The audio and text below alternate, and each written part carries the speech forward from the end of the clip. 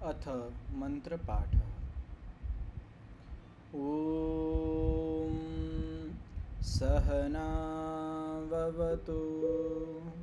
सहनौ भुनक्तु सह वीर्यं करवावहै तेजस्विनावधीतमस्तु मा विद्विषावहै। ॐ शान्तिः शान्तिः शान्तिः।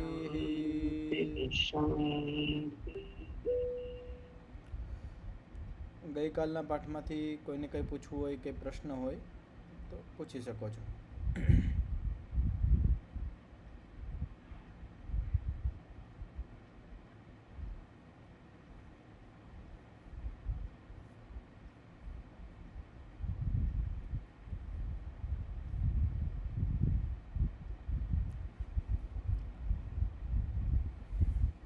યોગ દર્શન ત્રીજું પાદ વિભૂતિપાદ એના 15 સૂત્ર વ્યાસ ભાષ્ય સહિત આપણે એનું વાંચન કર્યું, એને સમજવાનો પ્રયત્ન કર્યો. આજે આપણે 16મા સૂત્રને સમજવાનો પ્રયત્ન કરીશું. તો 16મા સૂત્રની અવતરણિકા છે,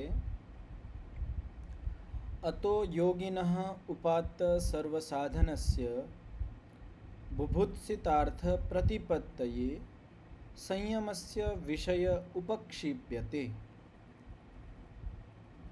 તો હવે આગળ શું કહેવામાં આવે છે કે જે યોગી માણસ છે, જે યોગી માણસે સર્વ સાધન ઉપાત્ત, જેને બધા સાધન પ્રાપ્ત કરી લીધા છે. હવે આપણે પહેલાં એ વિચારીએ કે સાધન એટલે શું. આપણે સંસારની અંદર જે આપણે આમ માણસોને જોઈએ, બધા જે સામાન્ય જનતા છે, એને આપણે કહીએ કે આના પાસે સર્વ સુખ સાધન સંપન્ન છે. એટલે આપણે શું કહીએ કે એના પાસે સારી ગાડી છે, સારો બંગલો છે, સારા કપડાં છે, સારા બધા જે ઉત્તમ સાધનો એના પાસે છે.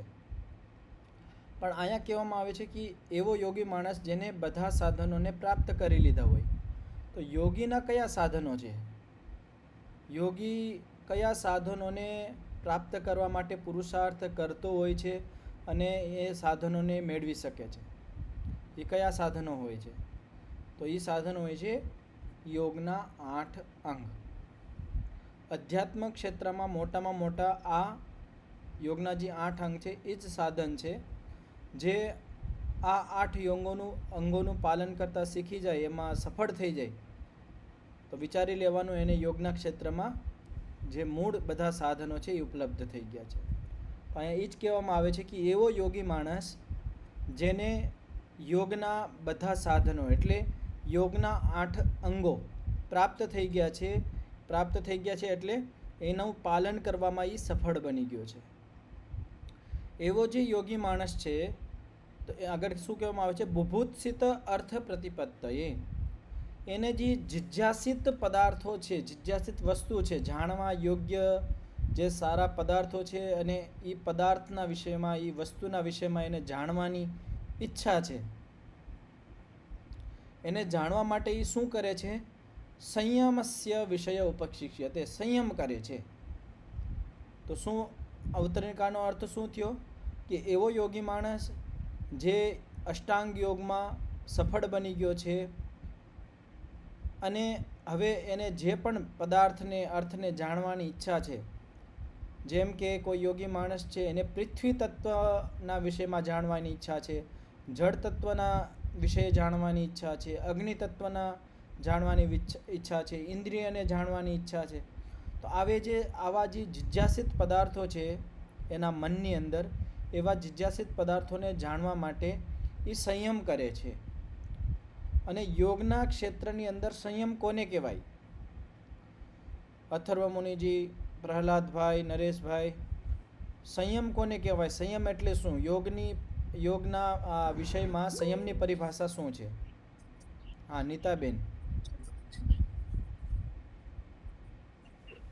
તપ સ્વાધ્યાય ઈશ્વર પ્રણિધાન. પ્રહલાદભાઈ. જી આચાર્યજી, હા. ધ્યાન, ધારણા અને સમાધિ એક જ જગ્યાએ નિશ્ચિત જગ્યાએ કરવામાં આવે, એક જ વસ્તુ પર એને સંયમ કહે. ધારણા, ધ્યાન અને સમાધિ આ ત્રણેય વસ્તુ જ્યારે એકત્ર એક જ જગ્યાએ હોય, એક જ વિષયક હોય, એને કહેવાય સંયમ. તો યોગી માણસ જે સર્વસાધન સંપન્ન બની ગયો છે, યોગાંગના 8 અંગોમાં પાળનમાં જે સફળ બની ગયો છે, એને જ્યારે કોઈ પદાર્થ જાણવાની ઈચ્છા થાય તો એ સંયમનો ઉપયોગ કરે છે. સંયમ એટલે જે પદાર્થને જાણવાની ઈચ્છા હોય એ પદાર્થની અંદર ધારણા, ધ્યાન અને સમાધિ ત્રણેય વસ્તુ એની અંદર લગાવે છે. એનાથી એ વસ્તુનું જે વાસ્તવિક યથાર્થ સ્વરૂપ છે એને પ્રકટ થઈ જાય છે, એને એ જાણી લે છે. હવે અહીંયા જે રીતે જિજ્ઞાસિત પદાર્થને જાણવાની ઈચ્છા હોય તો જાણી શકે છે, પણ જે પણ પદાર્થ છે એને સંપૂર્ણપણે જાણવું હોય તો એનો શું ઉપાય છે? તો એના માટે આ આગળનો 16મો સૂત્ર છે. સૂત્ર છે પરિણામત્રય સંયમાત અતીત અનાગત જ્ઞાનમ. તો સૂત્રનું ઉચ્ચારણ કરજો, માઇક બધા ખોલી લેજો. પરિણામ ત્રય સંયમ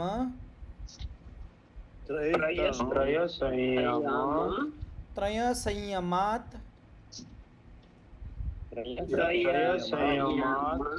અતીત અનાગત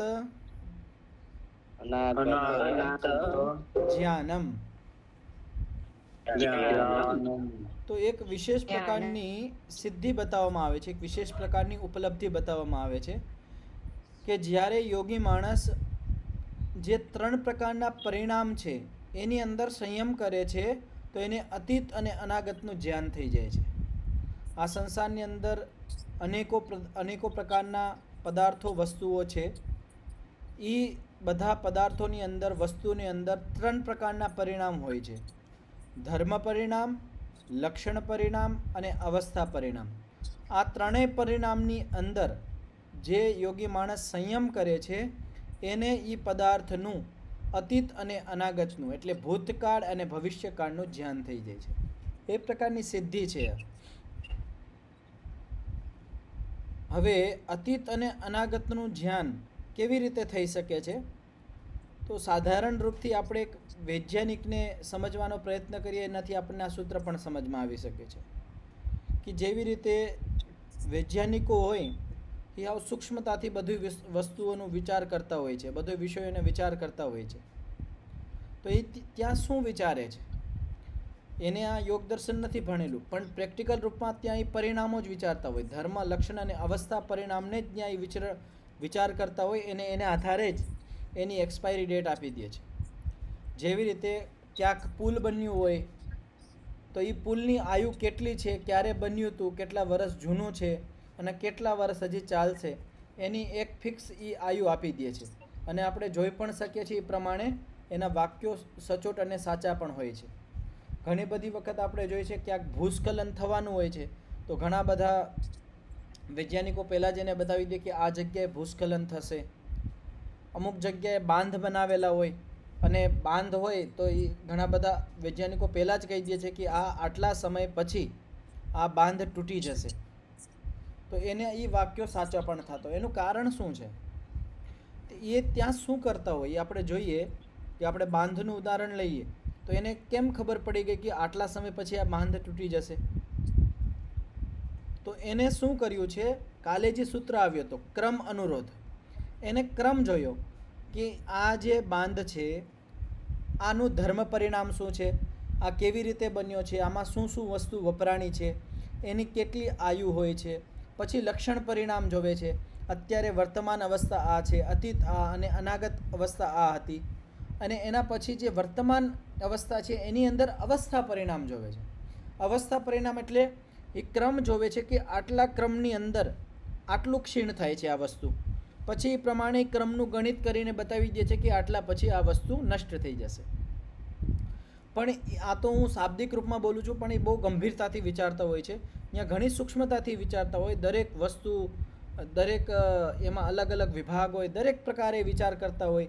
ત્યારે જઈને એક સચોટ નિર્ણય આપતા હોય કે આ વસ્તુ આટલી સમય સુધી ચાલશે. આવી જ રીતે જ્યારે યોગી માણસની અંદર સામર્થ્ય આવી જાય છે, યોગ બળ આવી જાય છે, ત્યારે એને જે પણ આ સાંસારિક પદાર્થો છે, પંચમહાભૂત છે, ઇન્દ્રિયો છે, બીજા ભૌતિક પદાર્થો છે, બ્રહ્માંડની અંદર બીજા પદાર્થો છે, સૂર્ય છે, ગમે એ વસ્તુઓ છે, જ્યારે એને જાણવાની ઈચ્છા હોય તો એની બુદ્ધિ એટલી બધી કુશળ બની જાય છે, તો એ શું કરે છે કે આ પરિણામ ત્રણમાં સંયમ કરે છે. ત્રણ પરિણામની અંદર સંયમ એટલે શું? આપણે એક પરિણામ લઈ લઈએ, પેલું છે ધર્મ પરિણામ. તો ધર્મ પરિણામની અંદર એ ધારણા, ધ્યાન અને સમાધિ આ ત્રણેય વસ્તુને ન્યા લગાડશે. કેવી રીતે?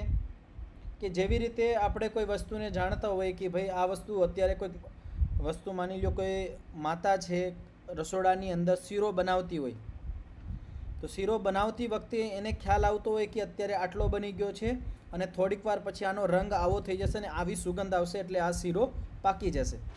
તો એને અનાગત અવસ્થાનું ધ્યાન થાય છે ને એને ખબર છે હમણાં અનાગત અવસ્થામાં શીરો બનવાની તૈયારી છે, અત્યારે કાચો છે, વચ્ચે પાકી રહ્યો છે, થોડીક વાર પછી ધર્મ પરિવર્તન થઈ જશે, ધર્મ પરિણામ થઈ જશે અને શીરો લાલ થઈને પાકી જશે, સામે આવી જશે. તો એ ત્યાં ધર્મ પરિણામ જોવે છે. તેવી જ રીતે જ્યારે એ ધર્મ પરિણામ ત્યાં જોવે છે તો એનો આપણે વિચાર કરીએ તો એનો મગજ ક્યાં છે? એનો બધી ધારણા, એનું મન, ચિત્ત ટોટલી જ વસ્તુમાં છે, એક જ જગ્યાએ એ માતાનો વિષય છે, ત્યાં જ જોવે છે ને એકાગ્રતાથી વસ્તુ બનાવે છે. અને ઘણી બધી વખત આપણે જોતા હોય કોઈ માતા બેન છે રસોડામાં કંઈક બનાવતું હોય અને એનો મગજ ક્યાંક આડાવરો વયો જાય, કંઈક વાતમાં લાગી જાય, એની વસ્તુ બળી જાય છે ને બગડી જાય છે. તો ગમે એ વસ્તુ કરતા હોય ત્યાં એકાગ્રતા હોય તો એકાગ્રતાની સાથે અહીંયા ધારણા, ધ્યાન અને સમાધિ આ ત્રણેય વસ્તુ હોવી જોઈએ. તો એ વસ્તુમાં આપણે જલ્દી સફળ થાય છે. તો ધર્મ પરિણામ કે ગમે એ વસ્તુને આપણે જાણવાની ઈચ્છા હોય તો પહેલાં એને ધર્મને સમજવું પડે કે આપણે ચિત્તને જાણવું છે કે આપણું ચિત્ત શું છે, ચિત્ત કેવી રીતનું. તો ચિત્તના ધર્મો કયા કયા છે? વ્યુત્થાન ધર્મવાળું છે, નિરુદ્ધ ધર્મવાળું છે. તો આ જે ચિત્તના ધર્મો છે એ ધર્મોને જાણવા પડે. સર્વાર્થ પરિણામ છે. તો આ જે ચિત્તના જે પરિણામ કહેવામાં આવ્યા છે, કાલે પણ ચિત્તના પરિણામ કહેવામાં આવ્યા હતા, પરિદૃષ્ટ ધર્મ, અપરિદૃષ્ટ ધર્મ. એ જેટલા પણ ચિત્તના ધર્મ પરિણામો છે એ ધર્મ પરિણામને એક ધર્મ પરિણામની અંદર ધારણા, ધ્યાન અને સમાધિ લગાવીને સૂક્ષ્મતાથી એનો વિચાર કરવો. જ્યારે એક ધર્મ પરિણામ સમજાય તો એની સાથે સાથે બીજા ધર્મ પરિણામ જોડાયેલા હોય, પછી કડી બનતી જાય અને એના ધર્મ પરિણામનું સ્વરૂપ આપણને સમજમાં આવતું જાય. પણ આ એક દિવસનો વિષય નથી, ધીમે ધીમે સમજાતું હોય. કોઈ યોગી માણસની ઈચ્છા છે હાલો હું આજ જ સમાધિ લગાડીને આ પૃથ્વી તત્વનું સાક્ષાત્કાર કરી લઈશ, આટલા માત્રથી નહીં થશે. એમાં વાર લાગે. થોડુંક કરતાં અભ્યાસ કરતાં એને એ જે પૃથ્વી તત્વની છે સમાધિ, જ્યાં સંપ્રજ્ઞાત સમાધિમાં 4 પ્રકારની સમાધિ કહેવામાં આવે છે, એમાં જે પહેલી સમાધિ છે એની અંદર પંચ મહાભૂતનું સાક્ષાત્કારનું વર્ણન આવ્યું હતું. તો એના માટે આ જ અહીંયા એક શું કહેવાય, એક વ્યવસ્થા છે. આ વ્યવસ્થા વગર કોઈ પણ યોગી માણસ પણ સમાધિથી વસ્તુને ન જાણી શકે. એ જે પણ વસ્તુને જાણશે એની અંદર એના જે ધર્મ પરિણામ છે, ધર્મ પરિણામની અંદર જેટલા પણ એ વસ્તુના ધર્મ પરિણામ છે એ પહેલાં ધર્મ પરિણામોને જાણશે. એના પછી પ્રત્યેક ધર્મ પરિણામને જાણવા માટે એની અંદર ધારણા, ધ્યાન અને સમાધિ કરશે. જ્યારે એના ધર્મ પરિણામ સમજાઈ જશે એ પછી એ ધર્મ પરિણામના જે લક્ષણ પરિણામ છે, લક્ષણ પરિણામ ધર્મ પરિણામની અંદર હોય છે, પણ લક્ષણ પરિણામને જાણવા માટે પ્રત્યેક લક્ષણ પરિણામની અંદર ધારણા, ધ્યાન અને સમાધિ આ સંયમ કરે છે. સંયમનો મતલબ શું છે? ધારણા, ધ્યાન અને સમાધિ આ ત્રણેય વસ્તુ એક જ વિષયક હોવી. હવે એને ખબર પડે છે કે આ ધર્મ અત્યારે વર્તમાન લક્ષણ પરિણામવાળું છે, તો એ એમાં ધારણા, ધ્યાન અને સમાધિ લગાવીને એને સરખી રીતે એને સ્વરૂપને સમજવાનો એ પ્રયત્ન કરશે. જ્યારે વર્તમાન લક્ષણ પરિણામને જાણી જશે પછી એવી જ રીતે અતીત અને અનાગત જે લક્ષણ પરિણામ છે એ વસ્તુના એને સમજવા માટે એની અંદર સંયમ કરશે. સંયમ એટલે એની અંદર ધારણા, ધ્યાન અને સમાધિ કરશે. આવી જ રીતે એ લક્ષણ પરિણામની અંદર જે છુપેલું જે અવસ્થા પરિણામ છે, અવસ્થા પરિણામને જાણવા માટે અવસ્થા પરિણામની અંદર સંયમ કરશે. સંયમ એટલે ધારણા, ધ્યાન અને સમાધિ. તો આ ક્રમથી જ્યારે કોઈ વસ્તુને આપણે જાણવાનો પ્રયત્ન કરીએ ત્યારે એ વસ્તુનું સંપૂર્ણ યથાર્થ સ્વરૂપ અતીત અને અનાગતનું પણ ધ્યાન થઈ જાય છે કે આ વસ્તુ ક્યારે બની અને ક્યારે આ વસ્તુ નષ્ટ થશે એનું એક પાકું ધ્યાન થઈ જાય છે. પણ આ યોગી માણસને થાય છે, સાધારણ માણસ અહીંયા સુધી ન પહોંચી શકે. પહેલી વાત તો એ છે કે સંયમ કરવું પડે, અને સંયમ કોણ કરી શકે? જે યોગી માણસને સર્વ સાધન ઉપલબ્ધ થઈ ગયા હોય, યોગના જે 8 અંગ છે એ યોગના 8 અંગમાં જે નિપુણ બની ગયો હોય, એની પાલનમાં જે સફળ બની ગયો હોય, એનું સંયમ સિદ્ધ થાય છે. એ ધારણા, ધ્યાન અને સમાધિ એક વિષયમાં લગાડી શકે છે. અને જે યોગી માણસ એક વિષયમાં ધારણા, ધ્યાન, સમાધિ લગાડી શકે છે એ જ પછી બધી વસ્તુઓના જે પરિણામો છે, ધર્મ પરિણામ, લક્ષણ પરિણામ અને અવસ્થા પરિણામ, આની અંદર સંયમ લગાડે છે. અને આની અંદર જ્યારે સંયમને લગાડે છે ત્યારે એ વસ્તુનું અતીત અને અનાગતનું જ્ઞાન થઈ જાય છે. હવે આ સૂત્રનું આપણે વ્યાસ ભાષ્ય સમજીએ. ધર્મ લક્ષણ અવસ્થા પરિણામેષુ સંયમાદ યોગીનામ ભવતી અતીત અનાગત જ્ઞાનમ. તો શું કહેવામાં આવે છે કે ધર્મ પરિણામ, લક્ષણ પરિણામ અને અવસ્થા પરિણામ, આ ત્રણેય પરિણામની અંદર યોગી લોકો જ્યારે સંયમ કરે છે ત્યારે એને અતીત અને અનાગતનું જ્ઞાન થાય છે. ધારણા, ધ્યાન, સમાધિ ત્રયમ એકત્ર સંયમ ઇતિ ઉક્ત. તો આ જ ત્રીજા પાદની અંદર ચોથો સૂત્ર હતો. ચોથા સૂત્રની અંદર શું કહેવામાં આવ્યું હતું કે ધારણા, ધ્યાન અને સમાધિ આ ત્રણેય વસ્તુ જ્યારે એક વિષય કોઈ એક જગ્યાએ હોય છે એનું નામ સંયમ છે. તેના પરિણામ ત્રયમ, તો એ સંયમથી પરિણામ ત્રય, પરિણામ ધર્મ પરિણામ, લક્ષણ પરિણામ અને અવસ્થા પરિણામ સાક્ષાત ક્રિયમાણમ અતીત અનાગત જ્ઞાનમ તેસુ સંપાદયતી. તો આ સંયમ શું કરે છે? સંયમ યોગીને શું લાભ પહોંચાડે છે? તો કહેવામાં આવે છે કે આ સંયમ પરિણામ, ધર્મ પરિણામ, લક્ષણ પરિણામ અને અવસ્થા પરિણામની અંદર જ્યારે યુક્ત થાય છે ત્યારે યોગીની અંદર અતીત અને અનાગતનું જ્ઞાન સ્થાપિત કરી દે છે. તો સંયમની અંદર આ સામર્થ્ય છે. તો આ સૂત્ર અહીંયા પૂર્ણ થયું. આમાં કોઈને કંઈ પૂછવું હોય, કંઈ સમજમાં ના આવ્યું હોય, કંઈ પ્રશ્ન હોય તો પૂછી શકો છો. બધાને સ્પષ્ટ થઈ ગયો છે આ સૂત્ર? તો હું પૂછી લઉં છું કે સંયમ કોને કહેવાય? અથર્વ મુનિજી, અમૃતા મુનિજી, સંયમ એટલે શું? નીતાબેન, નરેશભાઈ, પ્રહલાદભાઈ.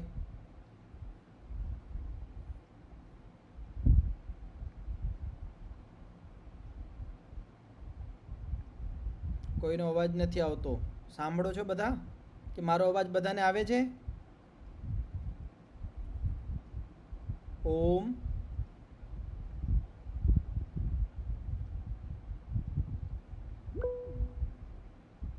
હા નીતાબેન. ધારણા, ધ્યાન અને સમાધિ. આને શું કહેવાય? એને સંયમ કહેવાય. નહીં, ધારણા, ધ્યાન અને સમાધિને સંયમ ન કહેવાય. નીતાબેન.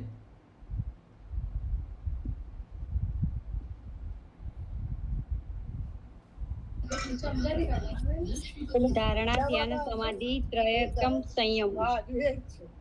આ ત્રણેય જ્યારે એક વિષયક હોય, ધારણા, ધ્યાન અને સમાધિ જ્યારે એક વસ્તુમાં હોય, એક વિષયક હોય, એને સંયમ કહેવાય.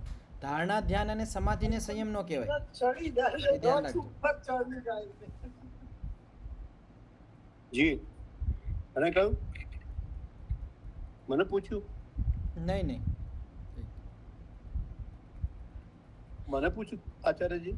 નહીં પ્રહલાદભાઈ, થઈ ગયું. આ નીતાબેને બતાવી દીધું.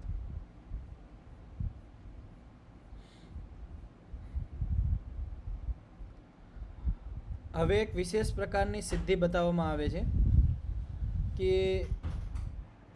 યોગી માણસને એક વિશેષ પ્રકારની ઉપલબ્ધિ થાય છે કે એ બધા પ્રાણીઓના શબ્દોને સમજી શકે છે. આપણે સંસારની અંદર ઘણી વખત સાંભળતા હોય ને કે આ માણસને આટલી બધી ભાષાઓ આવડે છે, આટલી બધી ભાષાઓને સમજી શકે છે. પણ અહીંયા એક વસ્તુ કહેવામાં આવે છે કે બધા પ્રાણીઓના જે શબ્દો છે એનું એને ધ્યાન થાય છે, એનો અર્થ સમજી શકે છે. કેવી રીતે? તો એના માટે આ સૂત્ર છે, શબ્દાર્થ प्रत्ययानां शब्दार्थ प्रत्ययानाम इतरेतराध्यासात् संकरः तत्प्रविभाग संयमात् सर्वभूतऋत ज्ञानम. તો માઇક બધા ખોલી લેજો અને સૂત્રનું ઉચ્ચારણ કરજો. શબ્દ અત્યારે બહુ લાંબુ છે, ટુકડે ટુકડે બોલવા છે. શબ્દ શબ્દ અર્થ અર્થ અર્થ પ્રત્યયાનામ પ્રત્યયાનામ ઇતરેતરા ઇતરેતરા અધ્યાસાત અધ્યાસાત સંકરઃ સંકરઃ તત પ્રવિભાગ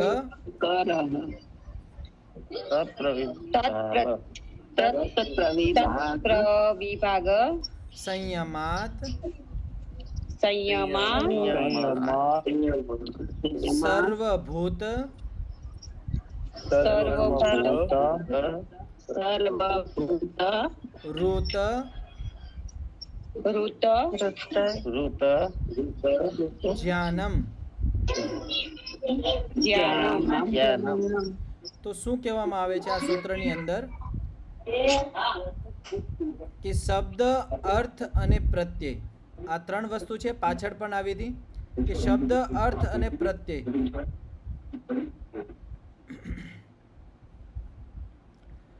શબ્દ અર્થ અને પ્રત્યય ઇતરેતરા અધ્યાસાત. આ શબ્દ અર્થ અને પ્રત્યય કહેવાય જ્ઞાનને. જેવી રીતે હું કહું ગાય, તો ગાય એક શબ્દ છે. અર્થ એટલે આપણા બુદ્ધિમાં જે ગમ્ય છે સામે, અને એનું જ્ઞાન. ગાય મેં શબ્દ બોલ્યો, ગાય ગા અને ય એક શબ્દ થઈ ગયો. અર્થ સામે જે ચાર પગ અને શિંગડાવાળું જે પ્રાણી દેખાય છે એ અર્થ, અને એનું આપણા બુદ્ધિમાં જે જ્ઞાન થાય છે. તો આ શબ્દ અર્થ અને પ્રત્યય, શબ્દ અર્થ અને જ્ઞાન ઇતરેતરા અધ્યાસાત આ એકબીજા સાથે જોડાયેલા છે, એકબીજા સાથે આશ્રિત છે. એના કારણે શું થાય છે? સંકર, મિશ્રણ થઈ જાય છે.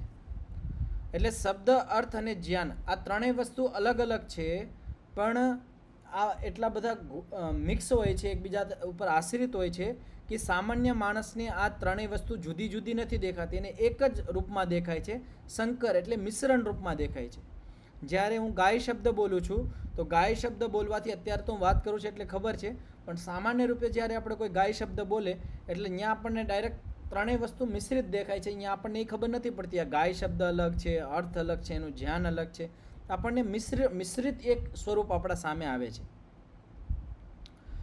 તો તત પ્રવિભાગ સંયમાદ.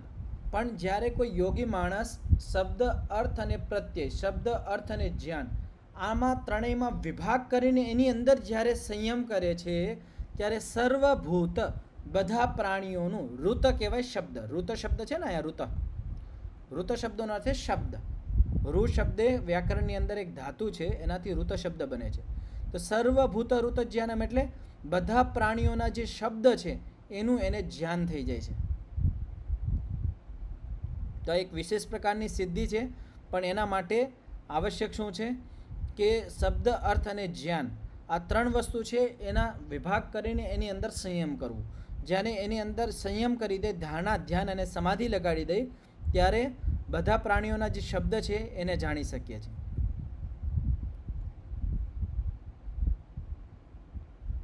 તો આ સૂત્રનું વ્યાસ ભાષ્ય આપણે સમજીએ. હવે ત્રણ વસ્તુ છે શબ્દ અર્થ અને જ્ઞાન. એમાં પહેલાં શબ્દનું સ્વરૂપ સમજાવવામાં આવે છે કે શબ્દનું વાસ્તવિક સ્વરૂપ શું છે. વ્યાસ ભાષ્યમાં કહેવામાં આવે છે તત્ર વાગ વર્ણેશુ અર્થવતી, કે જે આપણી વાગેન્દ્રિય છે, વાણી છે, વાગેન્દ્રિય છે, એ વર્ણોની અંદર સાર્થક થઈ જાય છે. અર્થવતી એટલે સાર્થકતા બની જાય છે, એના આગળ એનું કામ નથી. આ વાણી આપણને અર્થ સુધી ન પહોંચાડી શકે. આ વાણીની અંદર વાગેન્દ્રિયની અંદર અર્થ સુધી પહોંચાડવાનું સામર્થ્ય નથી. આપણને લાગે એવું કે અર્થ સુધી પહોંચાડે છે. આપણા સામે કોઈ ચાઇનીઝ માણસ ઊભો થઈને કંઈક બોલવા માંડે તો આપણને અર્થ એના ખબર ના પડે. એના મોઢાથી વર્ણો તો નીકળે છે, પણ એનું આપણને અર્થ શું છે, જ્ઞાન છે, એ નથી ખબર પડતી. તો આનાથી શું ખબર પડે છે કે જે વાગેન્દ્રિય છે, વાણી છે, એનું કામ શું છે? ખાલી વર્ણોને કાઢવું, વર્ણોને બહાર નીકાળવું, એ વાગેન્દ્રિયનું કાર્ય છે. અર્થ સુધી પહોંચાડવાનું કાર્ય એનું નથી, શબ્દ સુધી પહોંચાડવાનું કાર્ય નથી, ખાલી વર્ણ કાઢે છે, શબ્દ પણ નથી કાઢતું. તો પછી શબ્દ કેવી રીતે બને છે? તો એનું પણ આગળ બતાવવામાં આવે છે. તો વાગેન્દ્રિય શું કરે છે? વર્ણ બહાર નીકાળે છે, એનું કામ છે વર્ણને બહાર કાઢવા. શ્રોત્રમ ચ ધ્વનિ પરિણામ માત્ર વિષયમ. અને જે આપણા કાન છે, શ્રોત્રેન્દ્રિય છે, એનું કામ શું છે? તો ભલે જે ધ્વનિ આવે છે, વર્ણોની જે ધ્વનિ આવે છે, એનું ખાલી સાંભળવાનું કામ છે, ખાલી સાંભળે છે, એ અર્થ સુધી નથી પહોંચાડતી.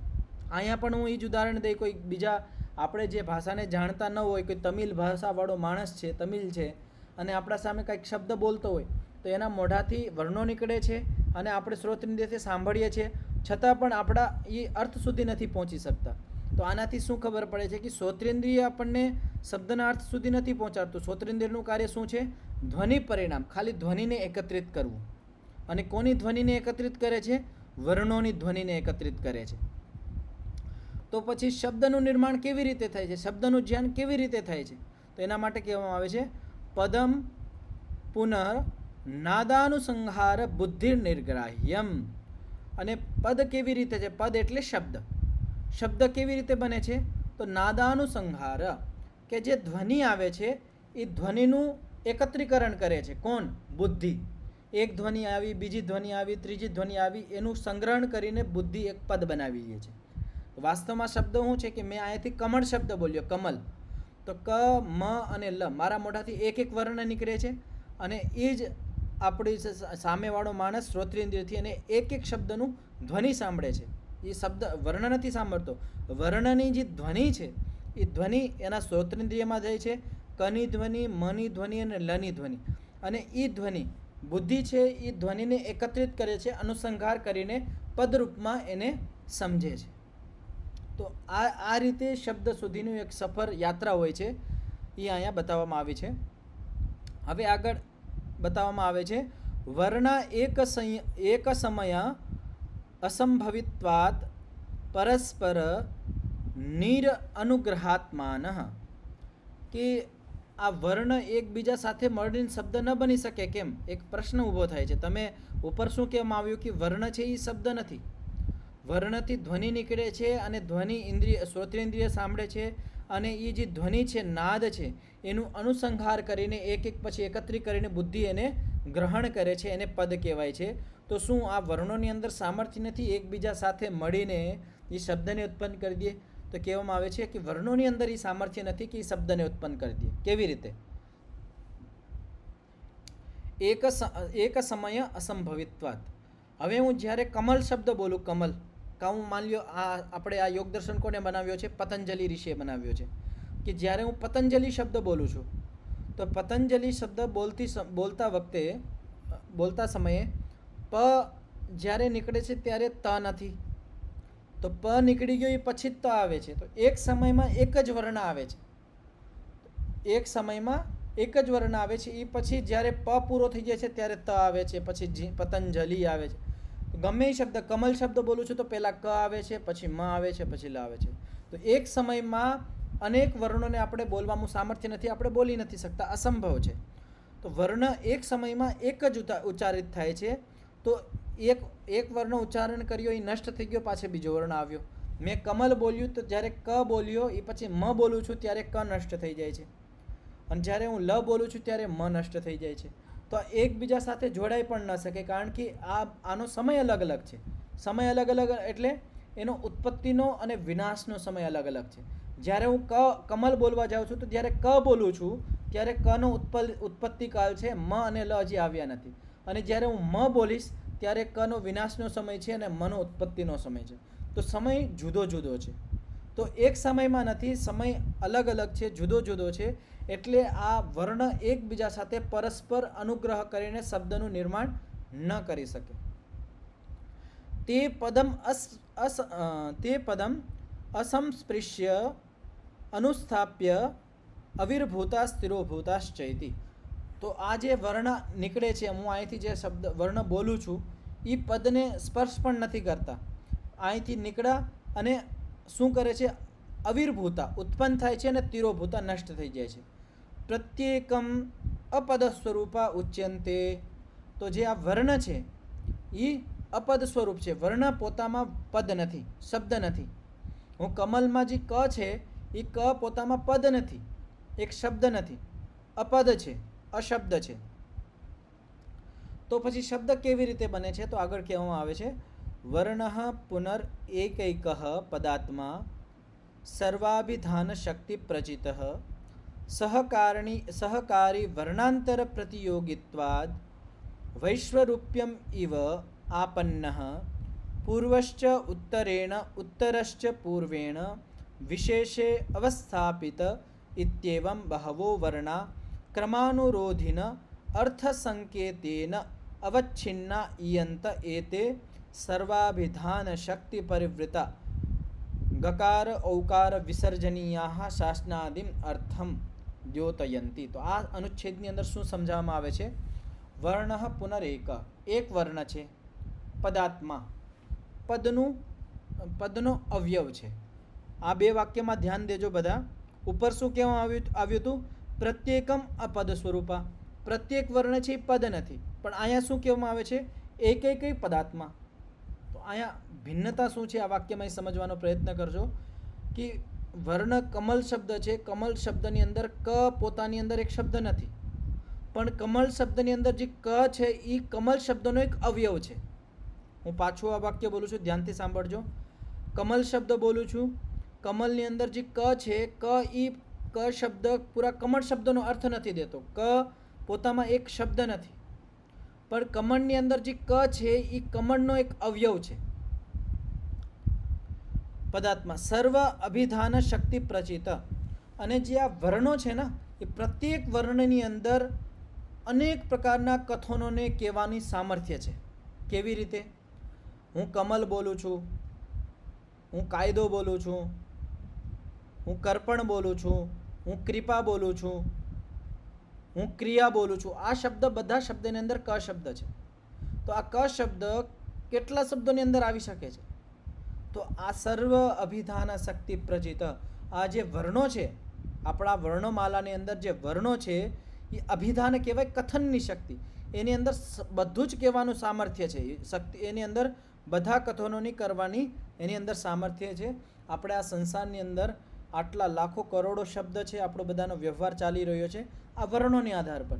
એક એક વર્ણની અંદર અનેકો પ્રકારની અભિધા શક્તિ છે અને કથનની શક્તિ છે. પણ એ કેવી રીતે પ્રકટ થાય છે? સહકારી વર્ણાંતર પ્રતિયોગિત્વાત, એકબીજાનો સહયોગ કરીને. હું કમલ શબ્દ બોલું છું તો કમલ શબ્દમાં હું મ અને લનો સહયોગ કરીને કનો ઉપયોગ કરું છું, ત્યારે મને કમલ શબ્દનો જે અર્થ છે એનું બોધ થાય છે. હું કમલમાંથી ક કાઢી દઉં તો ખાલી મલ શબ્દ રહી જશે, અને મારે તો કમળને બતાવવું છે કે આ કમળ છે, અને કમળમાંથી હું સામે કમળનું ફૂલ છે અને હું કમલ શબ્દમાંથી ક કાઢી લઉં અને ખાલી મલ બોલું તો ઊંધું થઈ જશે. તો એટલે કહેવામાં આવે છે કે જે વર્ણો છે એ સહકારી વર્ણાંતર, એકબીજા સાથે સહયોગ કરીને પ્રતિયોગિત્વા જોડાઈને વૈશ્વમ રૂપ્યમ વિવિધ રૂપતાથી આપણને યુક્ત થઈ જાય છે. તો આ વર્ણોનું શું કાર્ય હોય છે કે એકબીજા વર્ણોનું સહાય લે છે, એકબીજા વર્ણો સાથે ભેગા થઈને એકત્રિત થઈને એ પોતાનું શબ્દનું જે સ્વરૂપ છે એ સામે આવે છે. પૂર્વશ્ચ ઉત્તરેણ ઉત્તરશ્ચ પૂર્વેણ. પૂર્વ વર્ણ ઉત્તર વર્ણની સાથે જોડાય છે અને ઉત્તર વર્ણ પૂર્વ વર્ણની સાથે જોડાય છે. એકબીજા સાથે સંબંધ છે, સંયુક્ત છે. કમલ શબ્દ બોલું છું તો ક મની સાથે સંયુક્ત છે અને મ લની સાથે સંયુક્ત છે, અને મ કની સાથે સંયુક્ત છે, મ લની સાથે પણ સંયુક્ત છે. તો આ પરસ્પર એકબીજા સાથે જોડાયેલા છે. વિશેષે અવસ્થાપિત ઇત્યેવમ બહવો વર્ણઃ ક્રમાનુરોધિન. અને ક્રમાનુરોધિન અર્થ સંકેત અવચ્છિન્ન. એક ક્રમ હોય છે. હું કમલ શબ્દ બોલું છું તો ક પછી મારે મ બોલવો પડશે, પછી લ બોલવો જ પડશે. હું ક પછી ક લ મ બોલી દઈશ તો અલગ અર્થ થઈ જશે.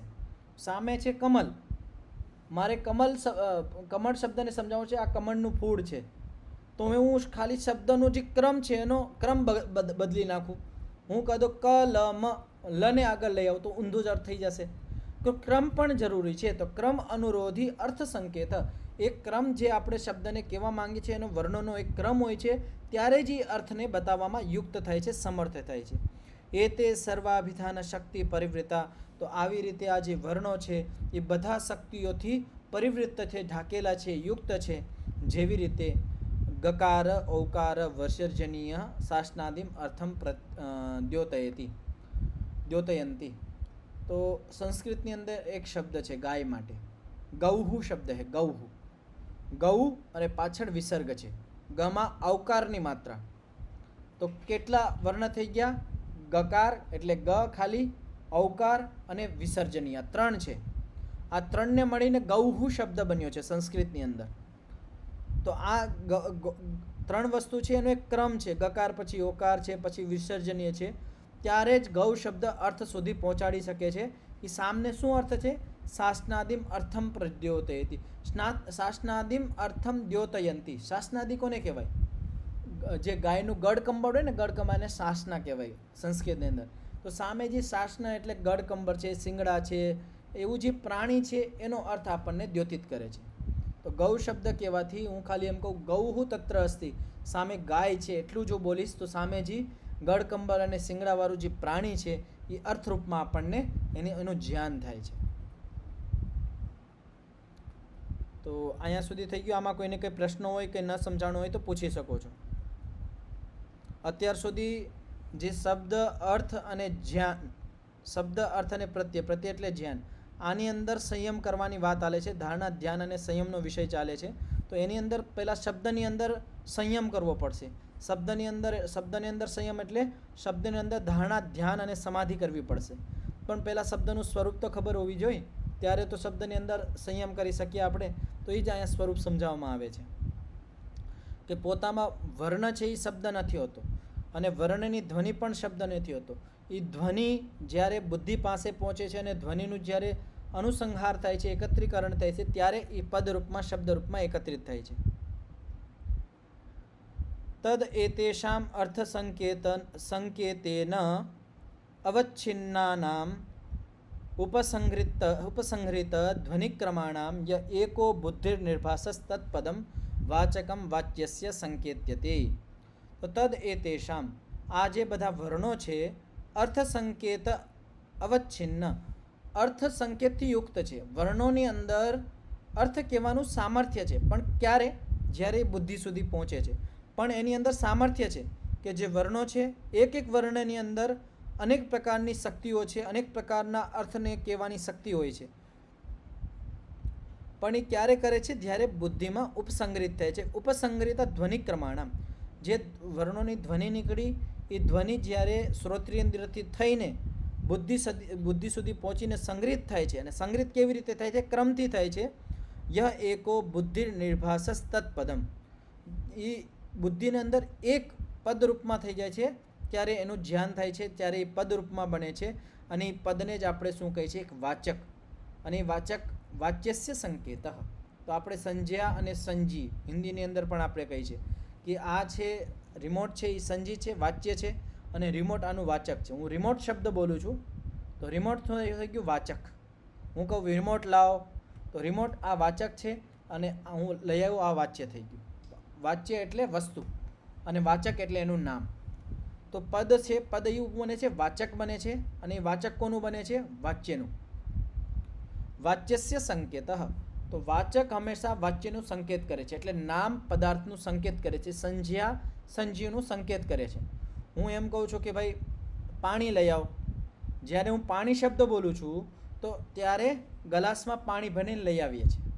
હું બોલું કે સામે ઝાડવું છે, સામે વૃક્ષ છે, જ્યારે હું વૃક્ષ શબ્દ બોલું છું તો વૃક્ષ છે એ વાચક છે, અને સામે જે અર્થ દેખાય છે, વસ્તુ દેખાય છે, એ વાચ્ય છે, અને ત્યાં સુધી સંકેત કરે છે. અને જેને વૃક્ષનું ખબર ન હોય એને ખબર જ નહીં પડે. હું એને કંઈ વૃક્ષ બાજુ જોઉં તો કોઈ બહારનો બીજી ભાષાને જાણતો હોય, જેને વૃક્ષ શબ્દની ખબર જ ન હોય, હું એને એમ કહું વૃક્ષને જોઉં તો એ આડાવરું જોતો રહેશે, એને ખબર જ નહીં પડશે. પણ જેને શબ્દનું ધ્યાન હોય, જેને એ ભાષાની ખબર હોય, જેમ હું વૃક્ષ શબ્દ કહી તરત જ વાચ્ય બાજુ સંકેત વયું જશે કે અચ્છા આ વૃક્ષ છે, આની વાત ચાલે છે. તદેકમ પદમ એક બુદ્ધિ વિષયમ એક પ્રયત્ન આક્ષિપ્તમ, અભાગમ, અક્રમમ, અવર્ણમ, બોદ્ધમ, અંત્યવર્ણ પ્રત્યય વ્યાપાર ઉપસ્થાપિતમ પરત્ર પ્રતિપાદિશયા વર્ણૈ એવ અભિધીયમાનૈઃ શ્રૂયમાણૈશ્ચ શ્રોત્રિભિર અનાદિવાગ વ્યવહાર વાસના અનુવિધ્યા લોકબુદ્ધ્યા સિદ્ધવત સંપ્રતિપત્યા પ્રતીયતે. તો શું કહેવામાં આવે છે? હવે ધ્યાનથી સમજો, એક વિશેષ વસ્તુ કહેવામાં આવે છે કે આ જે પદ છે એ એક બુદ્ધિથી થાય છે, એક બુદ્ધિથી ગ્રાહ્ય થાય છે. જ્યારે આપણે કોઈ અહીંથી હું શબ્દ બોલું છું, એ વર્ણ રૂપમાં જાય, વર્ણ અહીંયા આપણા શ્રોત્રેન્દ્રિય સાંભળે અને આપણા બુદ્ધિમાં એક વારમાં એક પદ જાય છે અને બીજા સમયમાં બીજો પદ જાય છે. પણ એક સમયમાં એક પદ, એક બુદ્ધિમાં એક વિષયક હોય છે, એક પ્રયત્ન, અને અહીંયા એક જ પ્રયત્ન હોય છે. જ્યારે આપણે વર્ણ બોલીએ છીએ ત્યારે કેટલા બધા પ્રયત્નો કરીએ છીએ. હું જ્યારે આટલા કમળ શબ્દ બોલું તો મારી જીભ ક્યાં ક્યાં જઈને પ્રયત્ન કરશે, ઘણા બધા પ્રયત્ન કરતી હોય. પણ જ્યારે આ જ કમલ શબ્દ શ્રોત્રેન્દ્રિયથી થઈને બુદ્ધિ સુધી પહોંચશે તો બુદ્ધિ એને પદ બનાવવા માટે એક જ પ્રયત્ન કરશે, જુદા જુદા પ્રયત્ન નહીં કરે. આક્ષિપ્તમ, અભાગમ, અને અભાગ છે જે અંદર જે સ્ફુટ થાય છે, શબ્દ પ્રકટ થાય છે, એ અભાગ છે. એમાં કોઈ ભાગ ન બની શકે. આપણને સામાન્ય હું બહાર શબ્દ જ્યારે કમળ બોલું તો ક અલગ, મ અલગ અને લ અલગ. પણ જ્યારે બુદ્ધિની અંદર કમલ શબ્દનું જે આપણને એક બોધ થાય છે, એક સ્ફોટ થાય છે, પ્રકાશ થાય છે, એ અભાગ છે, એ વિભક્ત ન થઈ શકે. અક્રમ, અહીંયા કોઈ ક્રમ પણ નથી, પદની અંદર એક જ છે અને એ અક્રમ છે. જ્યારે અહીંથી આપણે એને સમજવા માટે ક્રમથી જ સમજીએ છીએ. હું જ્યારે કમળ શબ્દ બોલીશ તો ક મ લ એ પણ ક્રમથી નીકળશે, અહીંયા શ્રોત્રેન્દ્રિય એ પણ ક મ લ ક્રમથી સાંભળશે, અને અહીંયા જ્યારે અનુસંહાર થશે, એકત્રીકરણ થશે, એ પછી જ્યારે એક પદ બની જશે એમાં કોઈ ક્રમ નહીં હોય, અક્રમ હશે. અવર્ણમ, એની અંદર પણ વર્ણ પણ નહીં હોય. વર્ણ એ શબ્દ સુધી પહોંચાડવા માટે છે. હું કમલ શબ્દ બોલું છું તો ક મ લ, અહીંયા મોઢાથી જે વર્ણ નીકળશે એ વાગ ઇન્દ્રિયનો વિષય છે. વર્ણ છે એ વાગ ઇન્દ્રિયનો વિષય છે, શ્રોત્રેન્દ્રિયનો ધ્વનિ વિષય છે. એ વર્ણોની ધ્વનિ સાંભળે છે, અને જે પદ છે એ અવર્ણ હોય, એમાં વર્ણ નથી રહેતા. બોદ્ધમ, અને બુદ્ધિથી ગ્રાહ્ય છે. અંત્ય વર્ણ પ્રત્યય વ્યાપાર ઉપસ્થાપિતમ. આ વસ્તુ ધ્યાનથી સમજજો કે ગમે એ આપણે શબ્દનું ધ્યાન થાય છે ને, એમાં જે અંત્ય વર્ણ હોય એનો બહુ મોટો રોલ હોય છે. હું ક મ એટલું બોલીને લ નથી બોલીશ તો આપણને શબ્દનું ધ્યાન નહીં થશે. હું કંઈક શબ્દ બોલું છું, ખાલી અડધો શબ્દ બોલું કે અડધો શબ્દ ન સમજાય, ન સંભળાણો હોય તો આપણે અર્થ સુધી ન પહોંચીએ. તો શબ્દનો વાસ્તવિક અર્થ ક્યારે સમજાય? અંત્યવર્ણ. અંત્યવર્ણ પોતાનો જ્યારે વ્યાપાર કરશે, વ્યાપાર એટલે ક મ લ અહીંથી વ્યાપાર થશે, ધ્વનિથી નીકળશે, શ્રોત્રેન્દ્રિય એને સાંભળશે, લની ધ્વનિ સાંભળશે અને બુદ્ધિ એને ગૃહિત કરશે. તો જે અંત્યવર્ણ છે એનો પણ જ્યારે વ્યાપાર પૂરો થઈ જાય ત્યારે એ પદ બને છે અને આપણને સમજાય છે. પરત્ર પ્રતિપાદયિશયા, અને જ્યારે આપણે બીજાને સમજાવવો હોય એ વર્ણ, એ શબ્દ જે આપણા બુદ્ધિમાં સ્થિત છે, તો વર્ણ એવા અભિધીય માને, એને પણ આપણે વર્ણથી જ સમજાવી શકીએ. તો કેવી વિડંબના છે વિચારો કે આપણે શબ્દને જાણવું હોય તો આપણે વર્ણોથી જ જાણીએ છીએ, અને એ શબ્દ પાછા આપણા બુદ્ધિમાં જાય તો ત્યાં વર્ણ નથી રહેતા. પણ એ શબ્દને આપણે બીજાને સમજાવવું હોય તો આપણે વર્ણથી જ સમજાવી શકીએ. આપણે જાતે સમજવું હોય તો પણ આપણે વર્ણનો ઉપયોગ કરવો પડે. વર્ણ સામેવાળો બોલે, એની ધ્વનિ સાંભળીએ ત્યારે આપણને શબ્દનું ધ્યાન થાય. હવે જે શબ્દ મને સમજાવવાનો છે એ મારે બીજાને સમજાવવું હોય, પરત્ર એટલે બીજાને સમજાવવું હોય તો હું વર્ણથી જ એને સમજાવી શકું છું. વર્ણૈર એવા અભિધીયમાને શ્રૂયમાણેશ્ચ શ્રોત્રિભિ, અને સામેવાળો પણ શ્રોત્રેન્દ્રિયથી એને સાંભળશે. અનાદિ વાક વ્યવહાર, તો આ જે શ્રોત્રેન્દ્રિય અને વાગેન્દ્રિયનો જે આ વ્યવહાર છે આ અનાદિકાળથી છે. અનાદિકાળથી એટલે પ્રવાહથી અનાદિ છે. કારણ કે આ શબ્દ જે બનેલા છે અનાદિકાળથી આવી જ રીતે બનતા આવ્યા છે, વર્ણમાળા છે. તો આ પ્રવાહથી અનાદિ છે. અને અનુવિધ્યા લોકબુદ્ધ્યા, હવે વાસ્તવમાં થાય શું છે કે લૌકિક બુદ્ધિ અનુસાર સિદ્ધવત સંપ્રતિપત્યા પ્રતીયતે. આપણને જ્યારે કોઈ શબ્દ સંભળાય, ગાય શબ્દ સમજાય તો આપણને એવું લાગે કે એક જ વખતમાં ગાય શબ્દ અંદર ગયો અને ગાય શબ્દ બહાર નીકળ્યો. આપણે એની અંદર ખબર નથી પડતી કે આની અંદર વર્ણથી આપણે સાંભળ્યા, વર્ણની ધ્વનિ સાંભળી, એ પછી એકત્રિત થયું, પછી અહીંથી આ થયું.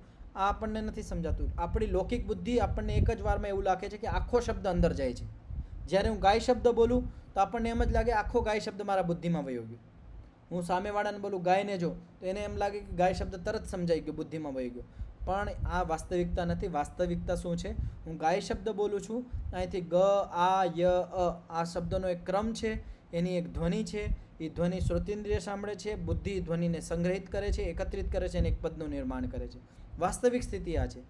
તસ્ય સંકેત બુદ્ધિતઃ પ્રવિભાગઃ એતાવતામ એવમ જાતીયકો અનુસંહાર એકસ્ય અર્થસ્ય વાચક.